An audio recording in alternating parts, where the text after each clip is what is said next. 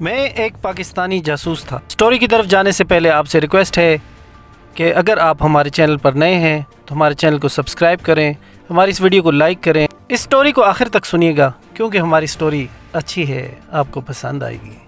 تو چلیے چلتے ہیں آج کی سٹوری کی طرف۔ بات یہ نہیں تھی کہ میری گرفتاری کا خطرہ تھا، کیونکہ پوچھ گچھ پر میں کسی کو بھی اپنے نام اور ایڈریس سے مطمئن کر سکتا تھا، لیکن ایمرجنسی ہونے کی وجہ سے اور خصوصاً ایسے سرحدی اضلاع میں اس کے بعد جو سوالات کا لمبا سلسلہ شروع ہوتا تھا، مثلاً یہاں کس کے پاس آئے ہو، کیوں آئے ہو، کوئی مقامی شناخت وغیرہ وغیرہ، یہ میرے لیے تکلیف دہ ثابت ہو سکتا تھا۔ میں بہرحال فوج کو دھوکہ دے کر بھاگا تھا اور دشمن کو کمزور جاننا میرے پیشے کے اصولوں کی نفی کرنے کے مترادف تھا۔ میں ایسے حالات ہی کیوں پیدا ہونے دوں کہ کوئی میرے متعلق چھان بین کرتا پھرے۔ یہ تھی اصل میں وہ سوچ جس نے مجھے یہاں سے بھاگنے کا مشورہ دیا تھا۔ میں ہوٹل سے 5-10 منٹ کے بعد ہی باہر چلا آیا۔ اب مزید درد سر مول لینے کے لیے میں تیار نہیں تھا۔ فوراً پٹھان کوٹ والی بس کا ٹکٹ خرید کر میں اس میں سوار ہو گیا، کیونکہ پٹھان کوٹ سے مجھے زیادہ راہ مل سکتا تھا۔ اس کے علاوہ مجھے معلومات بھی جلد از جلد منتقل کرنا تھی۔ اس مرتبہ مجھے اگلے دروازے کے قریب ہی جگہ ملی تھی۔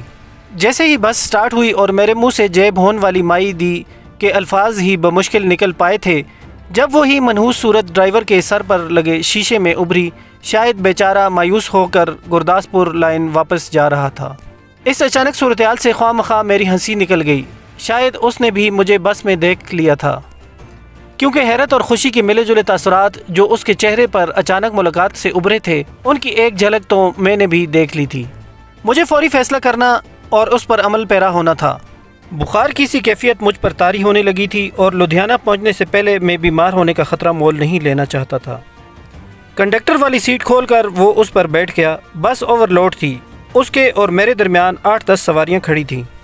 جیسے ہی بس اڈے سے نکل کر سامنے والی ٹریفک سے بھری پوری سڑک پر پہنچی، میں چلایا، اوہ میرا بیگ رہ گیا، اور اپنے آگے کھڑی سواریوں میں سے تیزی سے جگہ بناتا دروازے تک جا پہنچا۔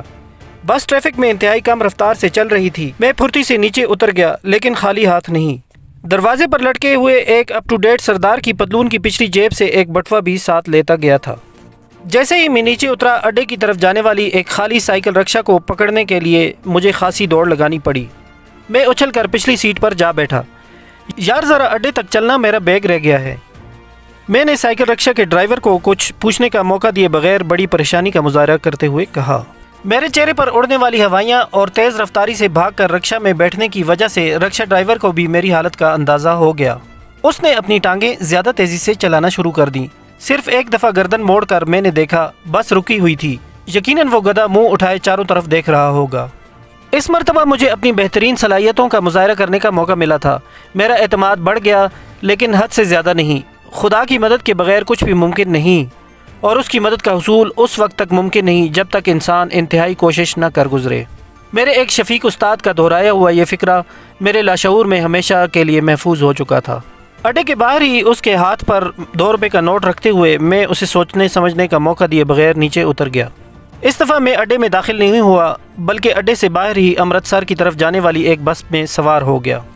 ایک سکھوں والی کنگھی، نیم برہنہ بدن والی ایک لڑکی کی تصویر اور 50 روپے، یہ تھا وہ اثاثہ جو اس اپ ٹو ڈیٹ سکھ نوجوان کے بٹوے سے برآمد ہوا تھا۔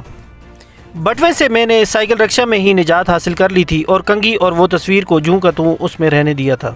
مسلسل بھاگ دوڑ، ذہنی پریشانی اور رات والی مار نے مجھے جسمانی طور پر بری طرح تھکا ڈالا تھا، لیکن میری قوت ارادی اور اپنے مشن کی صداقت پر یقین نے عزم و عمل کا ایک ایسا حصار میرے گرد تان دیا تھا جس سے اندر گھسنا کسی بھی ذہنی یا جسمانی کمزوری کے لیے ناممکن تھا۔ سپہر کے وقت میں امرتسر میں موجود تھا۔ سب سے پہلے میں نے اپنی اطلاعات منتقل کی، پھر ایک ہوٹل میں کھانا کھا کر لدھیانہ کے لیے بجائے کسی بس کے گاڑی میں سوار ہو گیا، جہاں ایک کلی کی مہربانی سے مجھے 3rd کلاس کا ایک برتھ اونگنے کے لیے مل گیا، کیونکہ جیسے ہی گاڑی میں دوران سفر میں نے ذرا سی کمزوری دکھائی، بخار نے آن دو پہنچا۔ ایک رکشہ کے ذریعے میں گرتا پڑتا پرکاش کے پاس پہنچا، اسے نیند سے بیدار کیا اور بے جان سا ہو کر اسی کے بستر پر گر گیا۔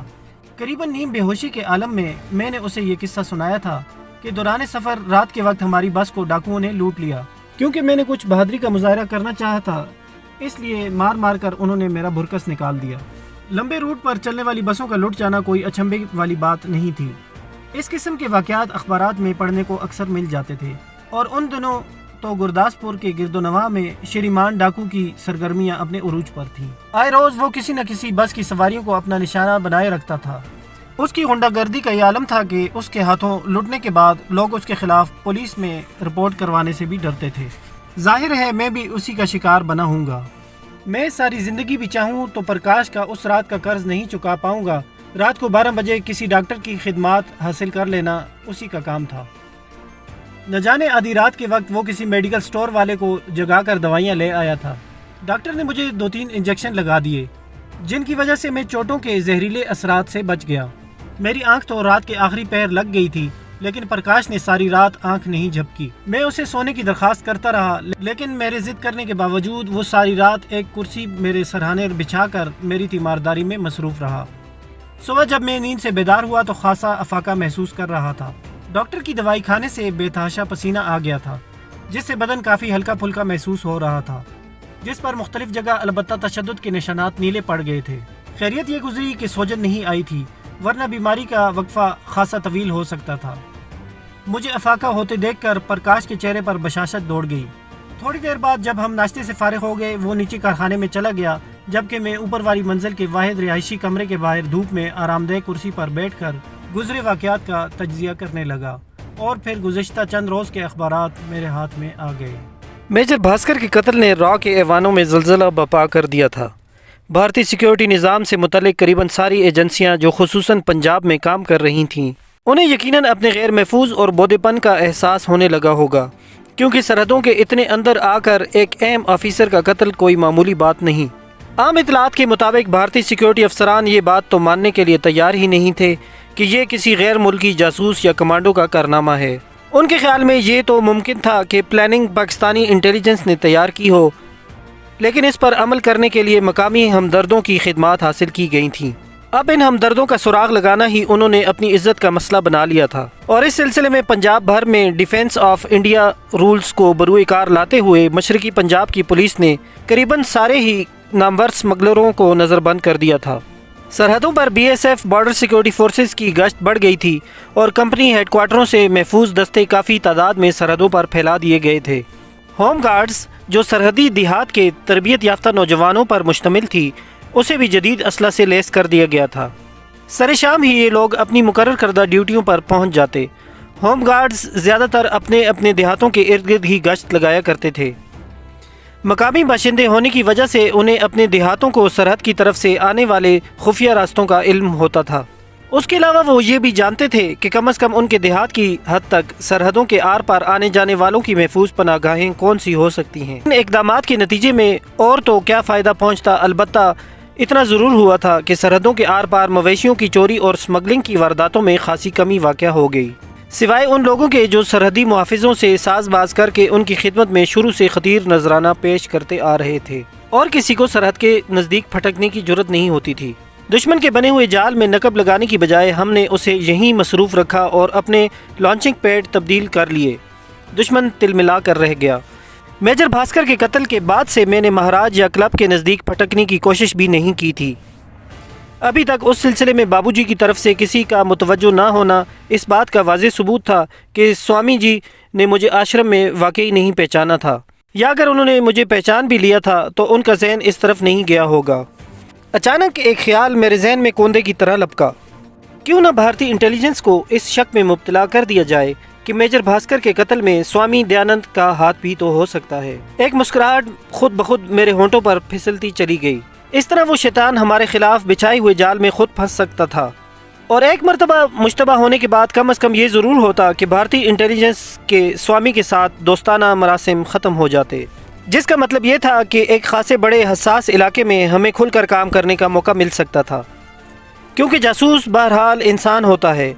हुकूमती इदारों के बिछाए हुए ख़तरात से बच निकलना तो उसके लिए मुमकिन हो सकता है, लेकिन इतनी मासूमियत और मकारी से फैलाए फंदे से फ़रार की तमाम राहें मसदूद हो जाती हैं। अपने उन दोस्तों के ज़रिए जिनकी रसाई मुतल्लिका अफसरान तक मुमकिन हो सकती थी, मैंने तफ्तीश पर मामूर अफसरान के कान में ये बात पहुँचाने के तरीक़ेकार पर गौर करना शुरू किया, और मेरा जहन कड़ी से कड़ी मिलाता बिलाखिर जंजीर के आखिरी सिरे तक पहुँच गया।